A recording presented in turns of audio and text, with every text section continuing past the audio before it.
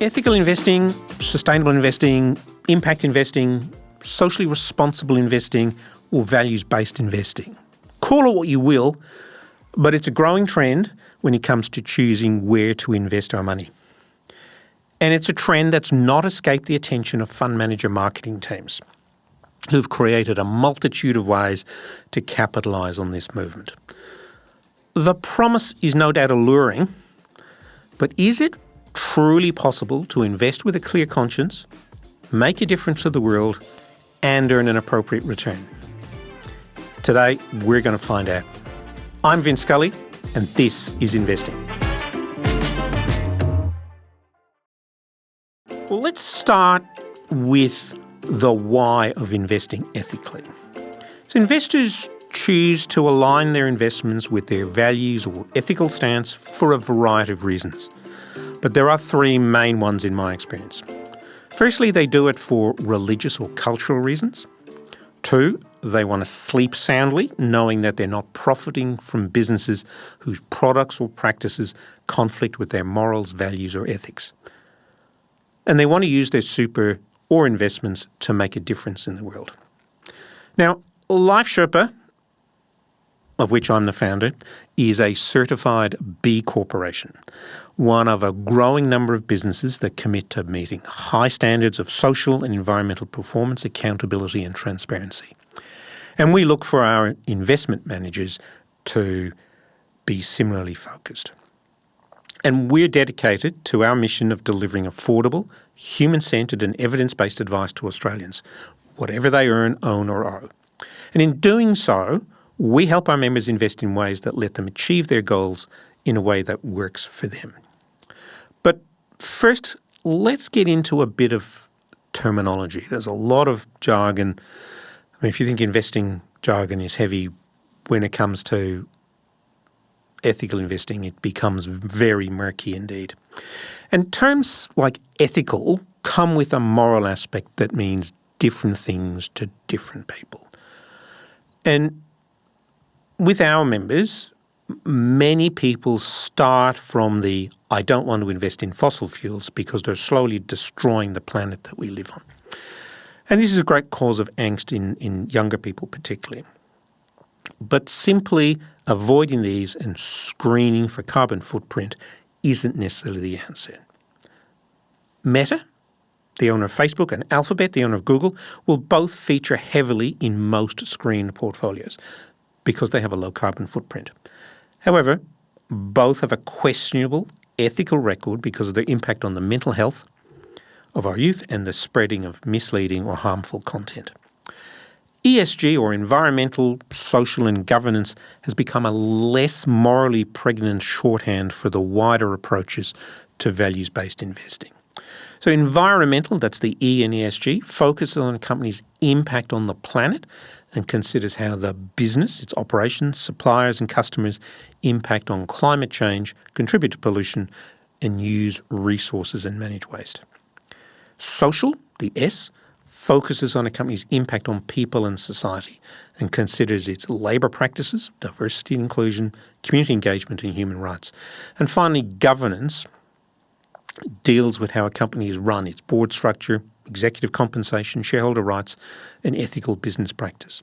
So for simplicity today, I'll use the term ESG-aware investing to encompass any investment strategy where the investor or portfolio manager considers these factors other than in ways that directly affect investment risk or financial performance. Of course, none of this is new. The concept of investing in line with moral or religious guides is as old as investment itself. In biblical times, Jewish law forbade usury, that is charging excess interest. The Quran set out a wide range of rules which led to the growth in Sharia-compliant investments. The 17th and the 18th century was probably the golden years of this, and the Quakers and Methodists adopted a moral approach to investing which led to the creation of the Friendly Society and some of the big names in finance today. So Barclays Bank and Lloyds Bank both came out of this. And most businesses that have the word friends or friendly in it, so friends Provident, IWF, the International Order of Odd Fellows, sort of comes out of this movement. Then John Wesley, who founded the Methodist, preached a sermon in 1763 on the use of money in which he identified a philosophy of earn all you can, save all you can, and give all you can. And that incorporated avoiding investments in sinful activities, which have become known as the sextet of sin, although I'm pretty sure not by Wesley himself, which today includes alcohol, arms, gambling, pawnbroking, pornography, and tobacco. More recent additions to this list of sin stocks includes fossil fuels, genetically modified foods, animal cruelty, and those with poor labour practices. And it's extraordinarily difficult to definitively identify ethically good or bad companies in a way that meets everyone's needs. The community holds wildly differing views on many of these issues. So it should come as no surprise to you that the wide range of ESG research houses often come to contradictory conclusions. Tesla is considered good by many of them because of its contribution to the electrification of the world's car fleet, but considered extraordinarily bad by others because of its labour practices and its poor corporate governance. And investing decisions, we're big fans of evidence-based investing here, but investing decisions are only as good as the research that underpins them.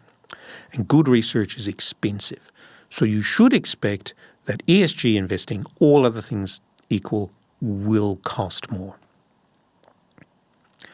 But it is a large and growing trend. So more and more investors, from individuals to giant foundations, are implementing ESG-aware portfolios.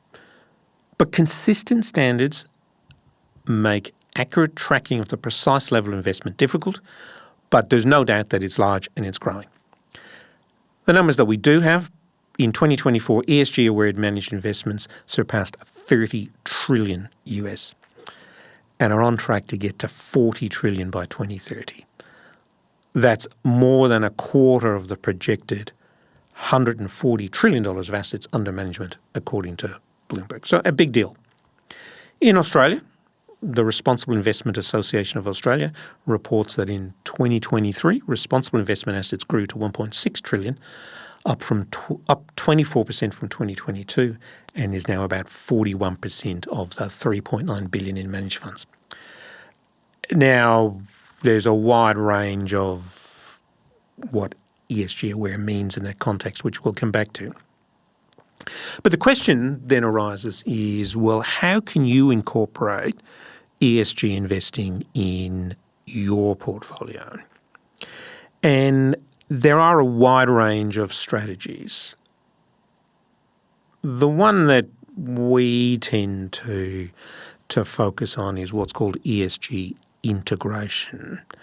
And that is, in contrast to strict ESG investing, which is more heavily weighted towards values or interests that target sustainability, social and governance impact, ESG integration aims to deliver competitive financial returns and reduce investment risks by considering ESG factors, opportunities and risks above and beyond the direct financial impact. So this approach is based on the unarguable position that ESG factors can affect the risk and return of investments.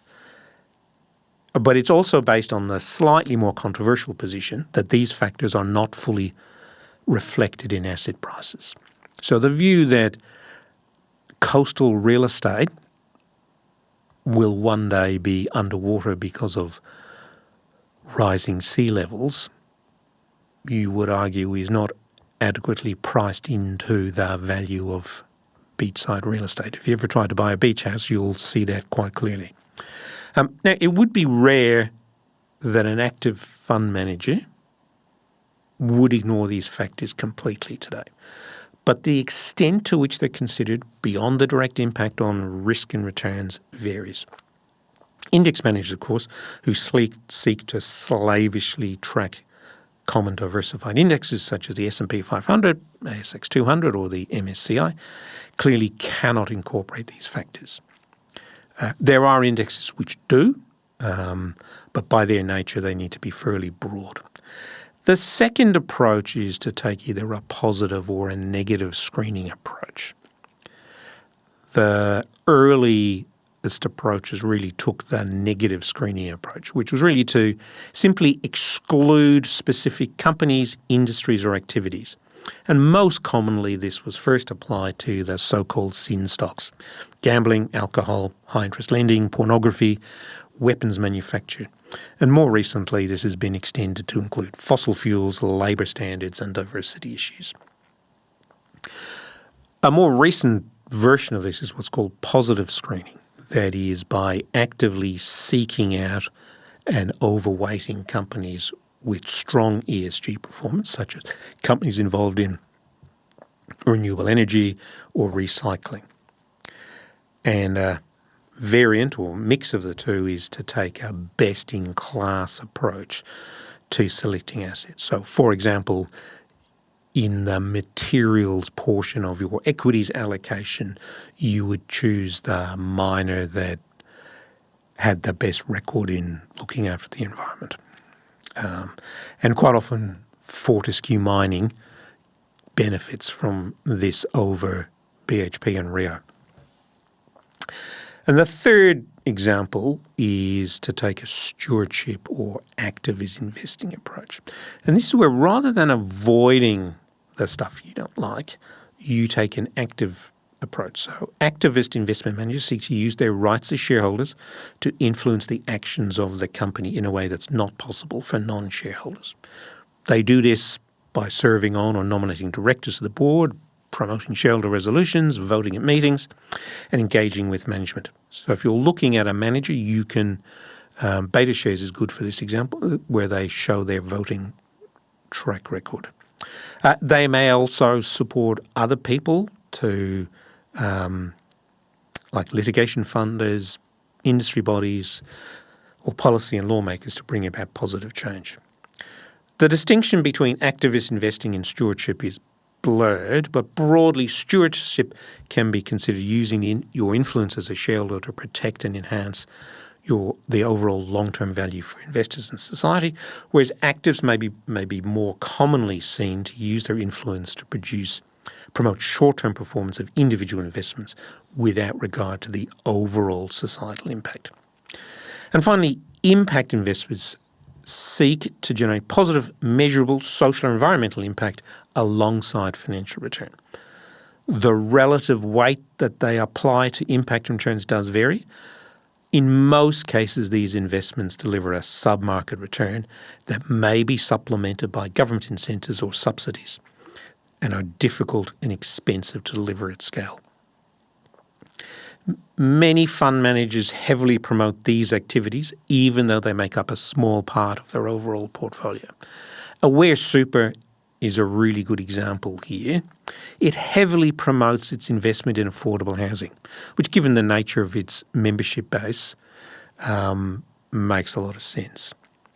It doesn't disclose the value of this investment beyond claiming that it is now projected to reach $1.5 billion on completion. The reality for investors, though, is different. The Aware high-growth, socially conscious investment option has just 1.73% of its investments allocated to unlisted real estate. Aware Real Estate Management, the holder of its affordable housing investment, represents a small but undisclosed portion of this, and it has significant investments in industrial, office and retail property, and just 470 essential worker leased apartments. So identifying what you're getting takes a lot of work, and the information needed is always not readily available. The fifth method is what we call thematic investing. Now, thematic investing generally has an extraordinarily poor track record, but in this case, fund managers, marketing teams no doubt recognise the market zeitgeist here and are quick to create products to tap into that. So there's no end of funds focused on specific aspects of ESG, such as renewable energy or sustainable agriculture. The pitch here is that these funds allow investors to benefit from a focused portfolio of companies meaningfully exposed to a chosen theme, while at the same time reducing stock-specific risk. The reality, though, is that it's extraordinarily difficult to distinguish between a fad or fashion and a genuine trend. Great ideas only make great investments at the right price. And these funds, unfortunately, tend to proliferate as these themes reach their peak and disappear after a short life. So I'm going to take a break now, but when we come back, we look at how you can implement all of this in your portfolio. This Easy Investing is brought to you by Life Sherpa Invest. If you want your money to work harder and not just sit in a savings account earning crumbs, check out Life Sherpa Invest. Choose from 4 risk-based portfolios like Everest 90 with 90% in growth assets. Long-term, low-cost and built for people who are after serious returns. Invest from $5K today at lifesherpainvest.com.au/invest and start climbing. So when it comes to reaping the benefits of ESG in your portfolio, the number one benefit that you get out of all of this, and this shouldn't be underestimated, is a clear conscience. That is, the clearest benefit of taking an ESG-aware approach is the ability to sleep soundly knowing that you're not profiting from businesses whose products or practices conflict with your morals. So, for example, many of my Jewish friends refuse to buy German cars. So there is nothing that BMW or Audi could do in terms of product to convince them to buy their car. And that's a very personal choice. It's not necessarily a purely rational decision, but it is a very much an understandable position. And so you need to be clear about what you want. And establishing precisely what you are or are not invested in takes a fair bit of sleuthing. Indexed ETFs disclose their holdings in full publicly, and the construction of indexes they track is public information. Our super funds are slightly less forthcoming. They will usually disclose the direct listed shareholdings, but unlisted assets and those held by other managers are much less transparent. And your views may not align with the manager, so find one that does align. And this task may be tougher than you think. FAIR, or FAIR, the BetaShares Australian Sustainability Leaders ETF, offers a rigorously screened index provided by the NASDAQ, which excludes companies with direct or significant exposure to fossil fuels or engage in activities deemed inconsistent with responsible investment considerations. And this is quite a strong screen. So, for example, it doesn't hold any of the big 4 banks. The only members of the ASX top 10 that make it into FAIR are blood products company CSL and Telstra. On the other hand, it owns Infratil, part owner of Wellington Airport, and travel agents Webjet and Flight Centre, all of which are part of a global travel industry that contributes 9% to global carbon emissions. And more controversially in my book, it invests in family safety app maker Life360, which has come under extraordinary fire for its very dubious privacy record. Aware Super offers a screened indexed Australian share option that excludes tobacco, thermal coal and controversial weapons, and excludes or has reduced weightings to most carbon-intensive companies. Its top 10 holdings include all of the big 4 banks, BHP, oil and gas producing Woodside, and coal mining Wesfarmers. It also has holdings in pokies maker Aristocrat and bookmaker Tabcorp. UniSuper, which loudly proclaims its environmental investing credentials, has come under fire from the Environmental Defender's Office for its holding in Transurban, which operates most toll roads, and it also has investments in Auckland and Sydney Airport. Now, this is not intended as a criticism of these managers or these funds specifically. It's more about illustrating how extraordinarily difficult it is to definitively identify good or bad companies.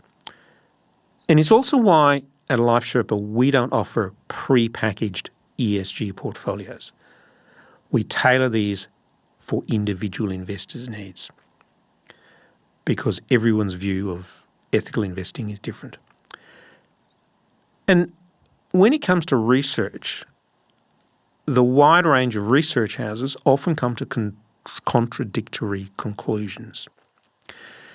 And investing decisions are only as good as the research that underpins it. Good research is expensive and needs to be critically analysed as to how it aligns with your objectives to ensure you can confidently invest with clear conscience. So the clear conscience piece is unarguable, clear, and with the right research you can get what you want.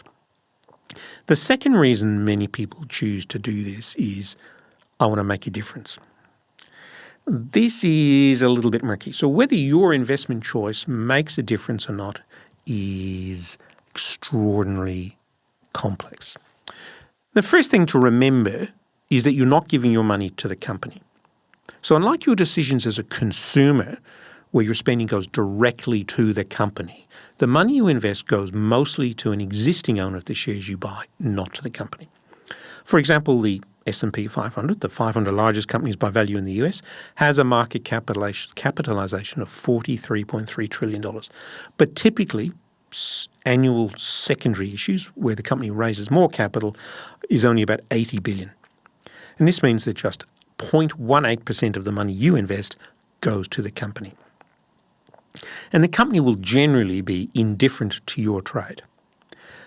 But a concentrated push by a wider group of investors, however, may push down the price of the company's shares, potentially limiting its ability to raise more money and hurting executive bonuses.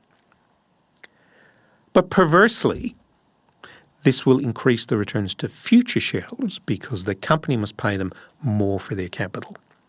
And this in part explains why Altria, formerly known as Philip Morris, one of the world's biggest, I think it's the world's biggest tobacco manufacturer, has delivered a higher shareholder return over its listed life than any other company ever listed on the US market.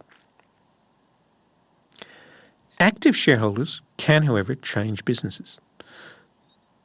So investor pressure on companies can change the behaviour of companies. BHP, for example, has divested its petroleum and thermal coal businesses partly in response to shareholder pressure. Neither sale, however, has resulted in lower production or consumption of fossil fuels, and so will have zero impact on climate change.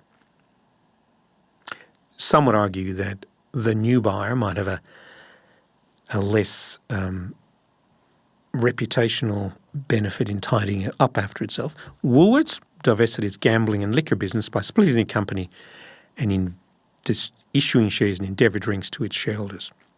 So shareholders in Woolworths not wishing to invest in liquor or gaming could choose to sell this holding, and Woolworths disposed of its final interest in late 2024. This transaction again had no impact on the sales of liquor or gambling turnover, but at least it meant that shareholders had a choice as to whether or not they would participate. On a potentially more positive note, AGL shareholders led a revolt against the proposed demerger of its coal generation assets in favour of a new strategy to more rapidly transition to renewable energy generation. How effective this new board will be at managing the transition to clean energy remains to be seen, and more than 2 years later, AGL remains Australia's biggest emitter of CO2. This power rests with shareholders, so only by being a shareholder and exercising your right to vote can you seek to have this influence. And the final aspect is performance. So by investing in things that are less exposed to climate risk or less exposed to reputational risk of poor corporate governance, can I give it a better return? Well, different action, different result. So if you do something different, you should get a different result. The question is, how different, and is it different good or different bad? And the evidence when it comes to performance is pretty mixed. There's little evidence to support an argument that ESG investing leads to sustainably higher or indeed sustainably lower performance. And much of the difference can be attributed to the relative performance of resources and industrial companies. Resources? It's a highly cyclical centre. When resources do well, ESG underperforms. When resources do poorly, ESG outperforms. In recent times, the dominant performance of the so-called Magnificent Seven, Alphabet, Amazon, Apple, Meta, Microsoft, Nvidia and Tesla, has flattered ESG funds, which tend to be overweight these companies. In Australia, FAIR, that's FAIR, the ETF, has underperformed an unscreened equivalent, IOZ, since it was launched by more than 1.3% a year. And it's also exhibited higher volatility. Globally, VESG, the Vanguard Ethically Conscious International Shares Index ETF, and Vanguard of VGS, the popular Vanguard MSCI International Shares Index ETF, have delivered statistically indistinguishable returns at similar volatility to each other. ETHI, which is the global counterpart of FAIR, the BetaShares Global Sustainability Leaders ETF, is a more concentrated ESG portfolio. It delivered significant outperformance from inception to the beginning of the pandemic period. Its performance since then has been muted, with a 5-year return broadly similar to the unscreened VGS, but 1 to 3 year returns well below that of the benchmark. And finally, costs. The additional work required to complete the ESG research comes at a cost. And investment decisions are only because of the research that underpins them, and good research is expensive. These costs have been coming down with the wider adoption of ESG. FAIR is significantly more expensive at 0.49% than its unscreened equivalent IOZ at 0.05%. Internationally, the difference is smaller, with both VGS and VESG having annual fees of 0.18%, although ETHI is more expensive at 0.59%. And then we need to look at the impact on security selection. So unarguably, applying screens will lead to a different portfolio than an unscreened equivalent. Most ESG-aware portfolios will be overweight technology, financials and healthcare, and underweight materials and utilities. At the individual company level, high ESG companies tend to be larger and more profitable on average than low-scoring companies. Although I suspect this is more correlation than causation, though. The big, profitable companies tend to have the resources to complete the questionnaires from research houses. Big companies tend to underperform small companies, while profitable companies tend to outperform unprofitable companies. And finally, sort of the logic would say that a constrained optimum cannot be greater than an unconstrained optimum. The more constraints you place on the available investment options, the greater the likelihood that it will deviate from an optimal outcome financially. If the ESG-aware approach was the optimum, then all investors would drift to that conclusion. In an efficient market, prices would adjust accordingly. So the question arises, how should you consider ESG and how can you apply it to your specific circumstances? So the starter point is to think about what you're seeking to achieve and the trade-offs you're prepared to make. The first objective of sleeping easy is sort of the easy one to achieve. So if your goal is simply to sleep easy with an easy conscience and you're comfortable with the portfolio construction, cost and performance implications, the answer is pretty clear. The challenge is to find a fund that delivers the portfolio you need. This analysis is complex, takes time and resources, and it's unlikely that you'll find a fund that perfectly aligns, so you may have to accept a least worst option. To build a perfectly aligned portfolio, at least in equities, it's likely that you'll need to do this with individual stocks. Doing this for Australian equities is possible, but will likely require a large sum to invest and incur high management costs. Doing so globally is much more complex. For other asset classes, though, it becomes even more complex. So I question whether it's even possible to construct an ESG-aware infrastructure investment.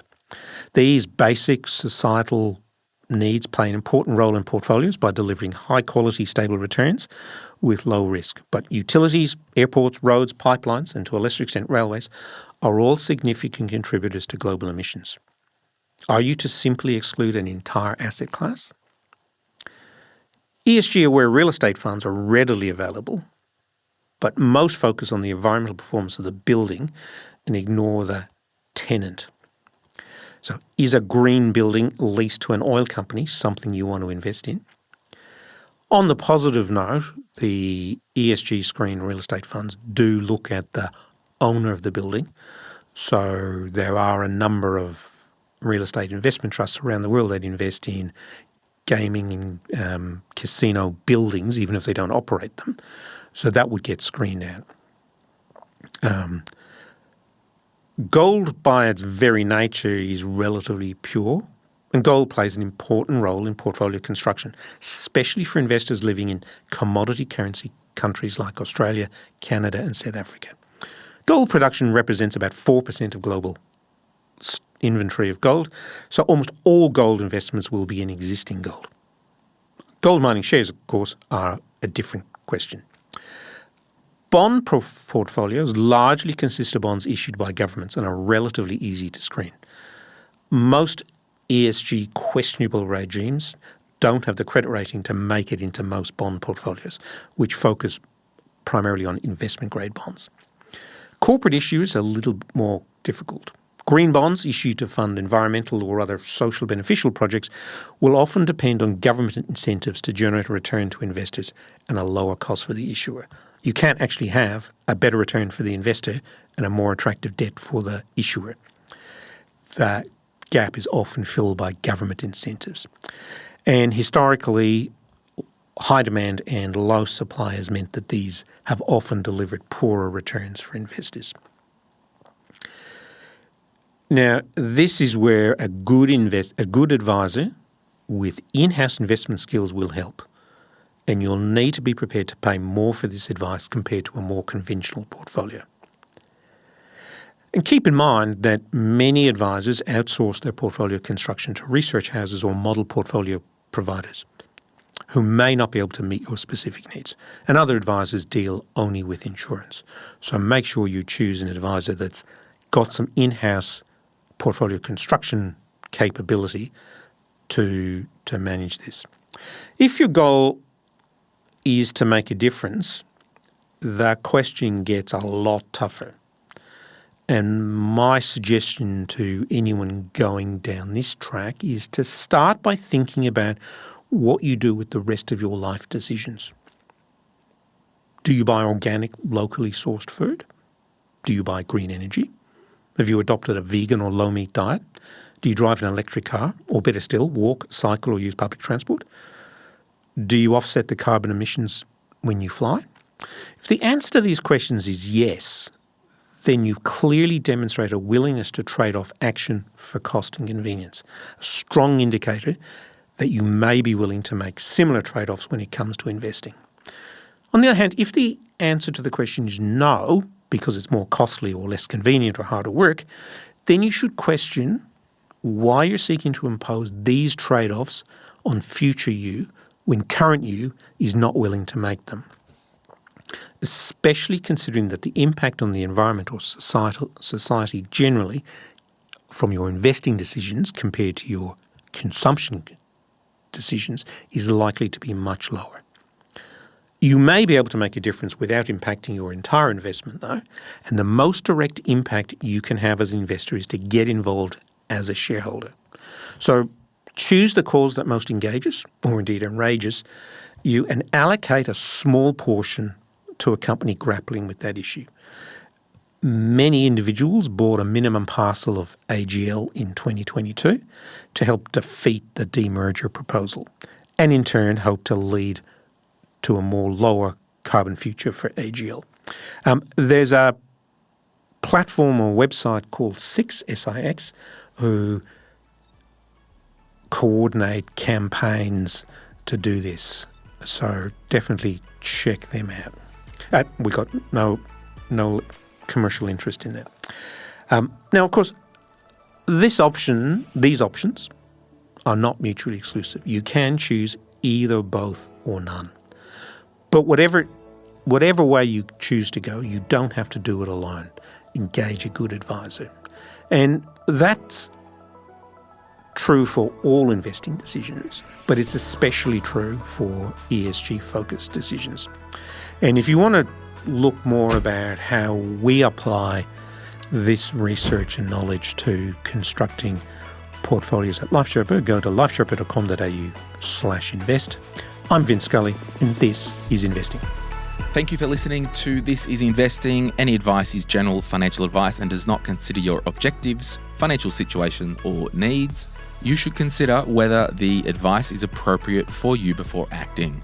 Always read the Product Disclosure Statement, PDS, and Target Market Determination, TMD, and obtain appropriate financial advice tailored to your needs before buying any financial product. Vince Scully is a representative, and Simo Interactive, Pty Ltd, and Glenn James are authorised representatives of Money Sherpa Proprietary Limited, which holds Financial Services Licence 451289. And if you want further investing fun, the Quick Start Guide to Investing, as endorsed by Vince, obviously, is available wherever good books are sold, or there's a link in the show notes to get your copy today.